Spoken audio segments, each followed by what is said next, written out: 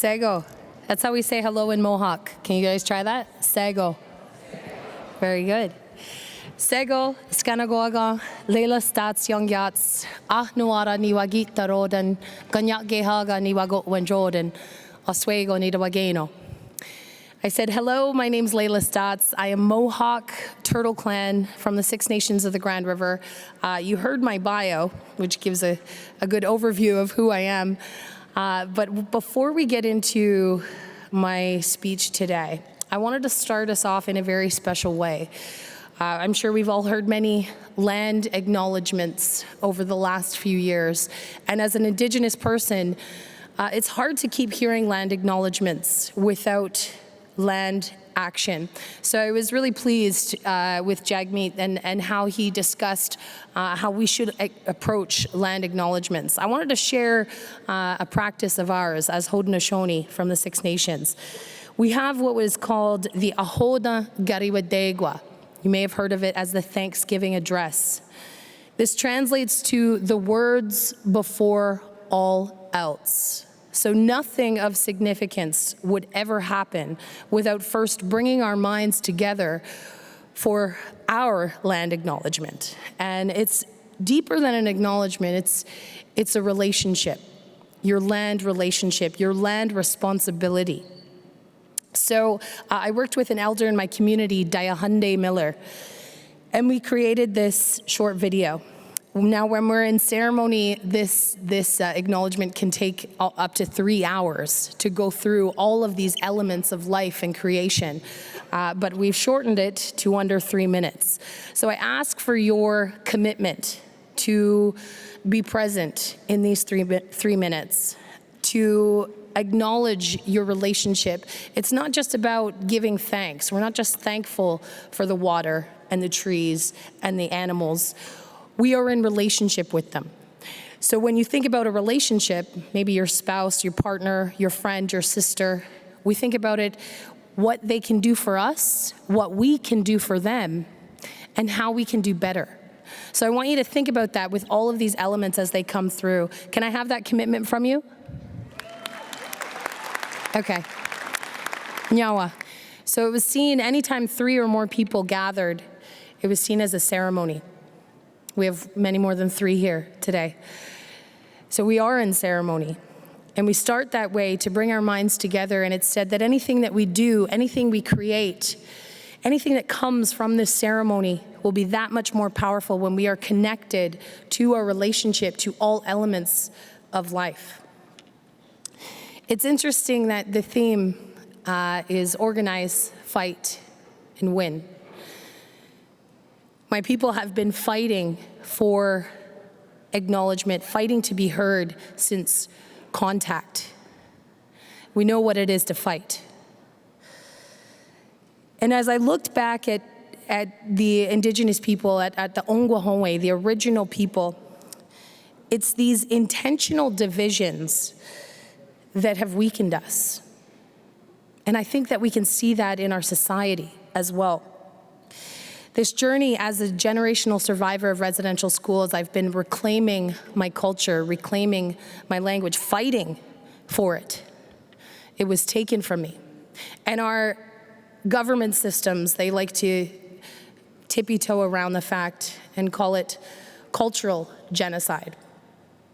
But when we look at the graves, it wasn't rattles and drums that were in those graves. It was children. This was real genocide. So this journey of understanding who I am as a Mohawk woman, reclaiming that for myself, fighting for that myself, has led me down a path to understand my connection to the water, understand my connection to the land, that it knows me, that it speaks to me, that it hears me. That journey has resulted in me being handcuffed, thrown in a jail cell, paraded around courtrooms, on the local news.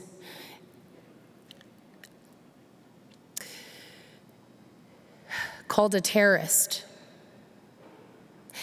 And I remember standing on that front line in Wet'suwet'en in BC, standing with the hereditary chiefs of that land, the traditional stewards of that land that have been taking care of it since time immemorial.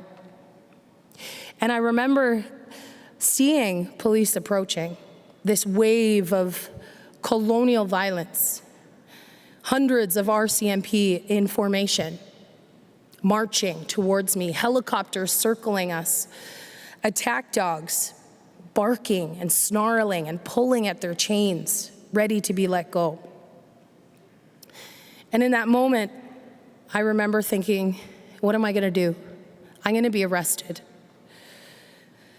And I had to ask myself a very hard question. Whose laws do I live by? Whose laws control me? Are they the laws of the state that is trying to intimidate me, that is bringing this violence to me and my people? Or is there a greater law? For us, the water is a living relative. It is not a commodity. It is not a resource. It is not meant to be bought and sold, traded. It's a brother.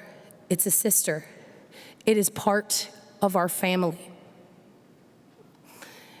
And when I tasted that river, the Wenzikwa, and that fight is still going on, when I tasted that river and put it to my lips, I thought of all of the generations, your generation as well, that would never drink from a clean river. My children may never drink from a clean river. Yet our system wants to destroy it, put a pipeline under it for money. You can't eat money. You can't drink oil. And people ask me, why did I do it? Why were you willing to put your body, your safety, your life, your reputation, your brand, your business on the line in that moment? And I ask you, if it was your mother who was being raped and pillaged, cut open, poisoned, killed, what would you do? You would stand up and you would fight back. So when I looked at that water, when I stood on that bridge in that moment and made that decision to stand there, not to retreat, not to hide, but to stand there and defend that water, it was as if I was defending my family. And this is the relationship that we need to create with the world around us, with each other. I love what Jagmeet said, that we are one. But it's not just the one in this room. It's not just the one of humankind. It is the one of the water, the one of the land, the rocks, the trees, the animals. We are all one. I've been doing a lot of talks recently with teachers and students. I was at 3 different schools this week, and one of the most powerful things is when these little kids come up to me and they say, Miss Staats, I said hi to the river yesterday. My family drove past and I said hi. And then I was speaking to, over the weekend, and a group of grown-ups came up to me and they said, guess what we did? We said hi to the river because it is alive. And I had a really interesting experience with the ETFO, the Elementary Teacher Federation of Ontario. I'm trying to learn the acronyms. I'm trying to figure them all out and remember them in my head. And a teacher messaged me on Instagram after my talk. She said, I woke up this morning and I couldn't stop thinking about what you were sharing. She said, I woke up with this thought of what would I be willing to be arrested for? And it was like, wow, like this light bulb explosion moment inside of me. A teacher considering being arrested, what would she be willing to be arrested for? And for me, that is a sign of change. It is a sign that we are coming out of this colonial oppression. We are challenging the status quo. We are not willing just to sit back and say, the government says it's this way, so that's the way it is. We are ready to stand up and fight back.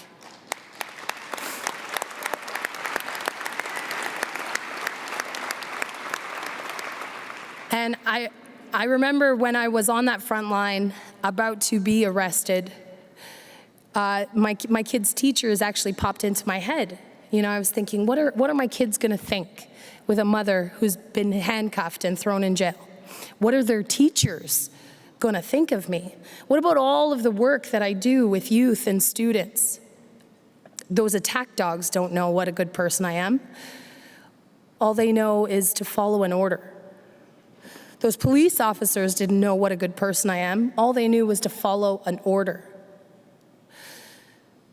But that one teacher who said, maybe we should think about this. Maybe we shouldn't just follow orders. Maybe we should decide for ourselves whose laws we live by. And the laws that we live by, we should control them. We have the power. Our society has made us think that we are small. We are controlled by corporations, by this top 3% that owns everything, that runs everything, makes all of the decisions. And we felt powerless to that.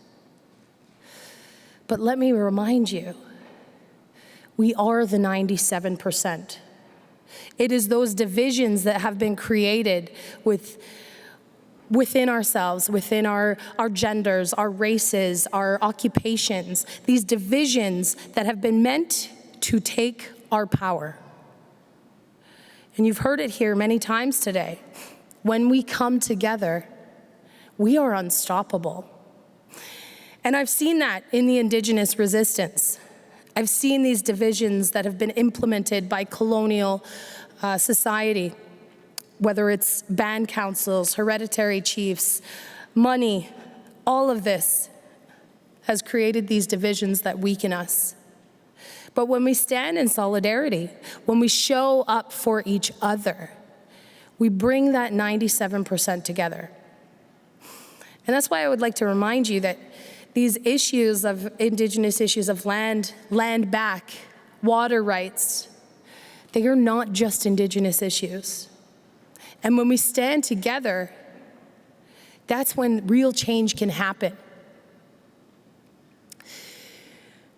I mentioned this at the convention in November. I think it was the Equity and Diversity Convention. Do you remember at the beginning of the pandemic when we ran out of toilet paper? Right? And we kind of chuckle about it now, but there was a fear. There was this feeling that there is not enough of something. The shelves are empty. People are fighting in the parking lots. People are hoarding. Their basements are filled with toilet paper. Now, I want you to flip that switch in your mind, and toilet paper becomes water. There is a limited supply. Only the rich have access to water. I recently just came back from Paris, France. I was asked to be an international delegate for World Water Day. So I got to meet people from all over the world, Colombia, West Africa, Brazil, Chile, who were all there to speak for their water issues. In Chile, if you have enough money, you can buy a river. Are we so far off from that? I don't think so. When we look at the corporations and the top 3% and the way that they want to privatize our healthcare, privatize water, we're on the brink. This is a very pivotal moment for us as that 97% to say no. Now we talk about the wins. And for us, the wins, they don't often come in the courts, in the legislation, in policy, from politicians. They come on the front line, they come on the land. And it reminded me of an action that happened not long ago where union members took over Yonge and College, Dundas Square, shut down Dundas Square with, I think there was only like 20 people. And in those moments of resistance, the wins, they come from that solidarity. They come from us standing together. In that moment on the bridge, when the police were about to arrest me, did I stop the pipeline?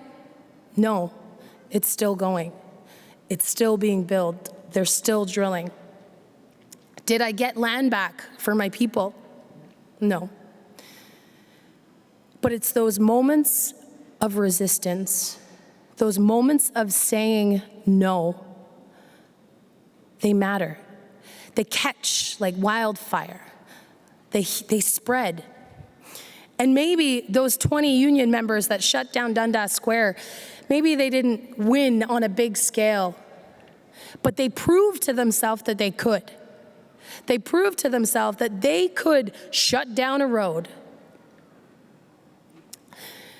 My charges for water protection were moved to criminal charges because the police said that I was using my platform to inspire others to break the law.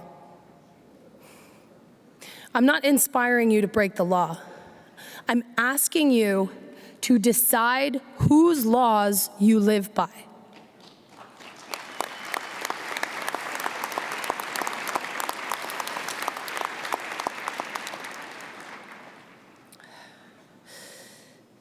When we fight, it is not easy. It's much easier not to. It's much easier to go about our day, bury our heads in the sand, pretend that there's not a problem, pretend that there's not an issue. Let someone else take care of it. And I ask people all the time, do you know where your water comes from? Do you know where it goes when it goes down the drain? Most people do not. We have been completely disconnected, and that was intentional, so that we would not have the power, so that we would not have the knowledge, so that we would let someone else take care of us. I'm sure someone is watching the water, right? I'm sure somebody has to be protecting it, but they're not. They're protecting their bottom line. They're protecting their wallets and their bank accounts. When we think about that situation of the pandemic and the toilet paper, and we think about that situation in reference to water, it is not so far off. First Nations people are already living in those situations. I recently came back from Niskandiga, which just passed 10,000 days on a boil water advisory.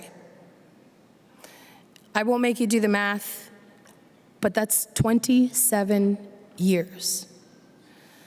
27 years boil water advisory, and the community right now is in a state of emergency, not because of their water issue, but because of their youth suicide.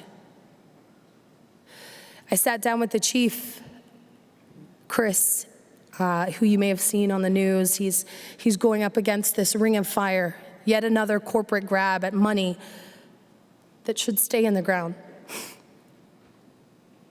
And he said to me, Layla, I have performed CPR on 26 youth in my community, and I have not been able to save one. And in that moment, I saw a man who was broken. I saw a man who couldn't help the youth in his community. The future for his community was slipping through his hands, and he didn't know what to do. This is a reality right now. Right now. It's not something that could, maybe, might happen. It's happening. This community has a 1.7 liter ration of water per day. 1.7 liters per person, per family. I delivered those bottles of water myself. Each house got their designated amount. I ask if anyone knows how much water it takes to flush a toilet. At least 4 liters. I was in a hotel bathroom over there, and I don't know what was going on with the bathroom, the toilet, but it just kept flushing over and over and over again. And as I'm sitting there, I'm being enraged, thinking of people in communities that don't have access like this. And here we are privileged to take it for granted that a toilet can flush all day long. I want to share with you some of my work. I've been recently working on a brand new documentary where I traveled to 7 different communities under boil water advisories. And I sat in their homes.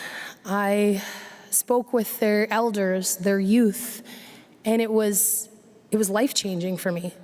It made me realize how privileged a life I live.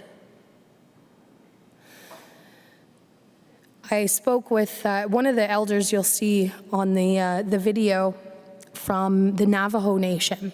And in the Navajo, they live in the desert where water is scarce.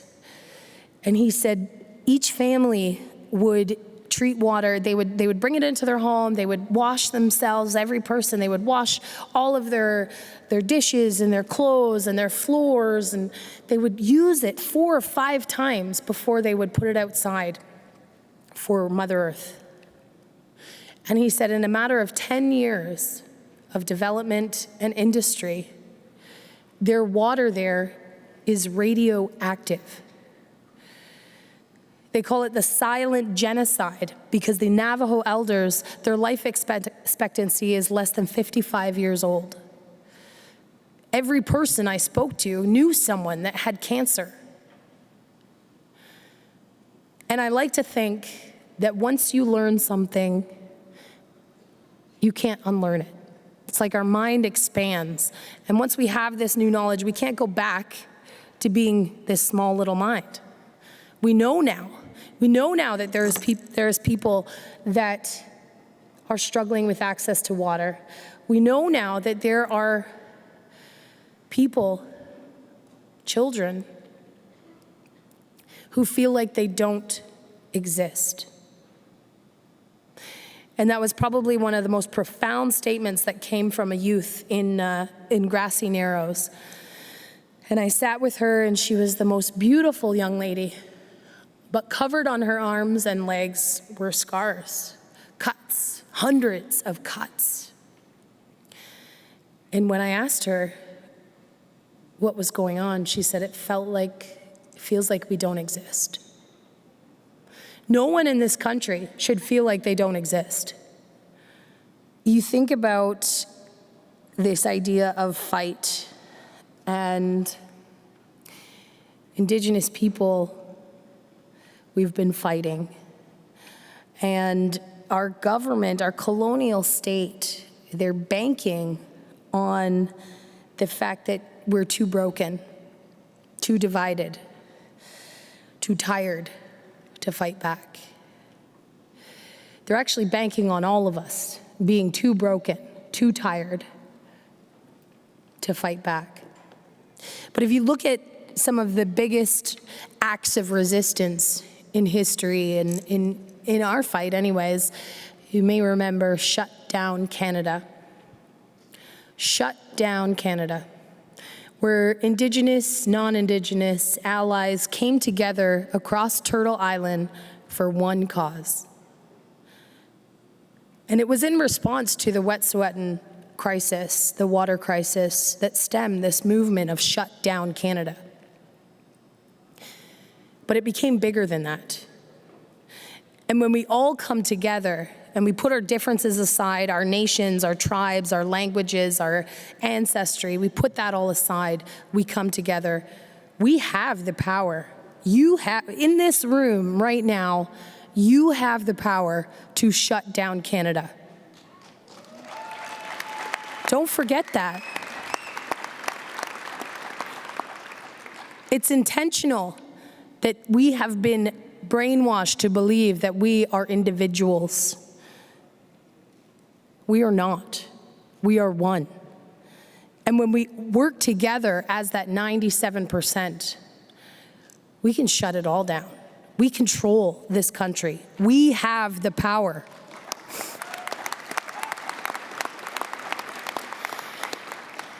And one of the ways that I know that is because of this path I've taken to understand my connection to life, of all living things, water especially. We see water as sacred. It is, my son, Billy, who you may have seen, the little, really cute baby, he came and he was 9 months in my water, my sacred waters. You spent 9 months in your mother's sacred waters. She spent 9 months in your grandmother's sacred waters. And water, it knows us, it remembers, it has a life force. And I'm like one of those science nerds. I like to back things up by science. And so when I found out about the study by Dr. Matsumoto, Google it, check him out. He did this incredible scientific study in a lab on the impact of our energy towards water. He would speak words to it: love, hope, kindness, compassion. Or they would speak words of hate, anger, rage, jealousy. And what he observed under the microscope was truly amazing. And it was validation of what my ancestors had been saying since time immemorial. Water is alive. And under the microscope, you can visibly see how the crystallization in this water changed, depending on the words that were spoken to it. Water is life. And we sing for the water. I want to sing a song for you, and it's called the Mohawk Water Song. And I sing this song for the water, but I sing it for you, because there is water inside of you. And for me, it's like a superhuman, superpower strength that I can activate. And you can too. So when I sing this song for you, I want you to feel that water inside of you come alive. I want you to feel it vibrate within you. Because this is the power that the state has no control over. This is the power that they tried to sever from Indigenous people, because it makes us unstoppable. When we are truly connected to each other, to the land, to the water, and life around us, we are unstoppable.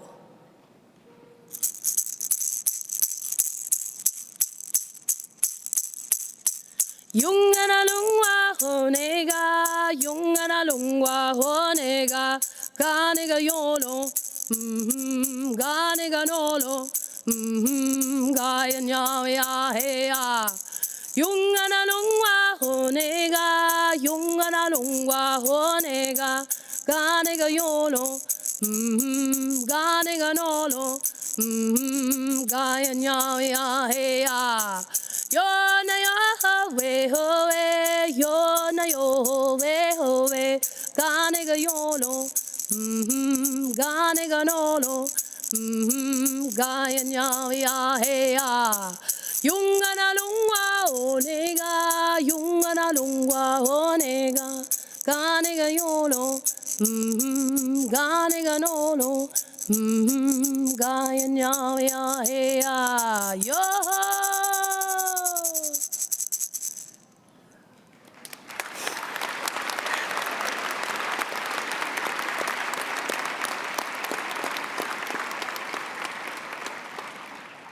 So I hope that you feel that vibration, you feel it resonating inside of you, and you carry that in your life, with your family, with your coworkers, and with this pivotal moment that we are in, where our voice matters.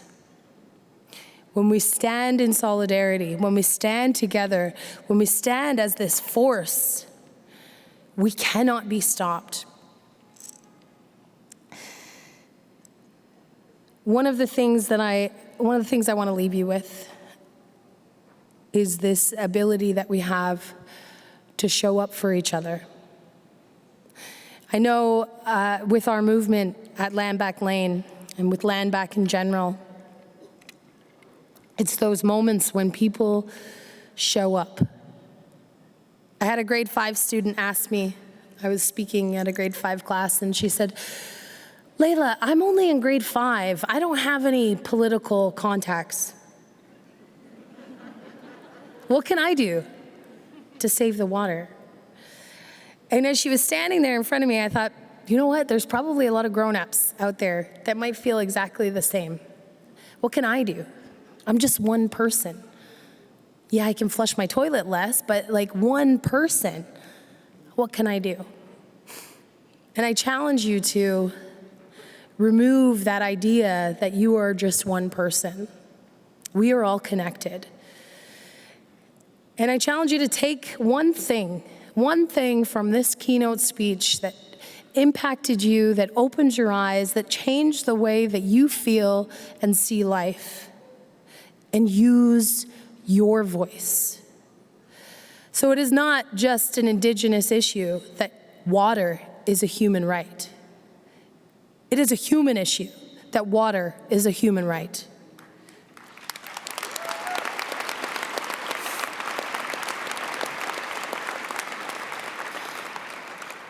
And Land Back is not just an Indigenous issue. And it's interesting, I saw so many gathered on Queen's Park to protest the developments and this idea of progress that Doug Ford has. And I stood on the site Ganastado, which is one of the original reclamation sites on Six Nations from 2006, if you look it up, where the community came together and they said no to development. They occupied that land and they won. And as I walked it through the land, it looked like, you could see it looked like weeds. Most people would be like, oh man, this is just overgrown with weeds. But for me, I saw all this diversity. I saw Mother Nature reclaiming that land. And I thought, this is progress. This is what progress should be.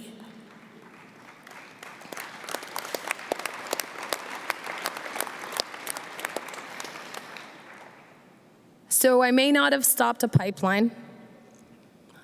I may not have changed any laws or legislation or, had any sort of political gains from being arrested. But that moment of saying no, that moment of standing up and fighting back, not conforming to colonial violence, it mattered. And I hope that it inspires you to ask what you are willing to fight for. What you are willing to put it all on the line for.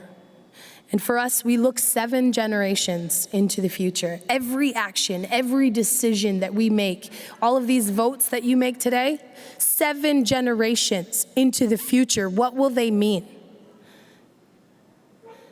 Those moments when you pick up a sign and you go down that march and you shut down that street, or you protest, or you drop a banner, or you take action, you stand up and say no. It matters, and it will spread like a fire. So for that little grade 5 student and all of us today here, I want you to take what you've learned and I want you to use your voice. Land back is your issue. Water is your issue because it is for our future. It is for those next generations. And we all stand together. So thank you so much for having me here today. I'm honored to be a part of OPSEU. I feel like people ask me all the time, you know, is it worth it? Was it worth it? Has anything changed? And for me, I may not get an invitation from, you know, Justin Trudeau to come to shake his hand and say, hey, we finally got all your people water. But I know that this change is not going to come from the top down. Unfortunately, my people have a very distrusting relationship with politics and politicians and governments. So I don't believe that it's going to be our prime minister, our cabinet, or any of those pieces of government that are going to make this change. It is going to come from the ground up.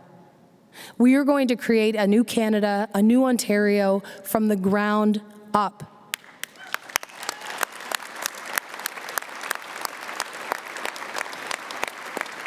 And it's going to take every single one of us acting as one. Stop seeing ourselves as individuals and start seeing us as that 97% that can take it over, because we can and we will. So thank you so much for having me here. I'm honored, I'm blessed, and I can't wait to see you guys in solidarity. Thank you.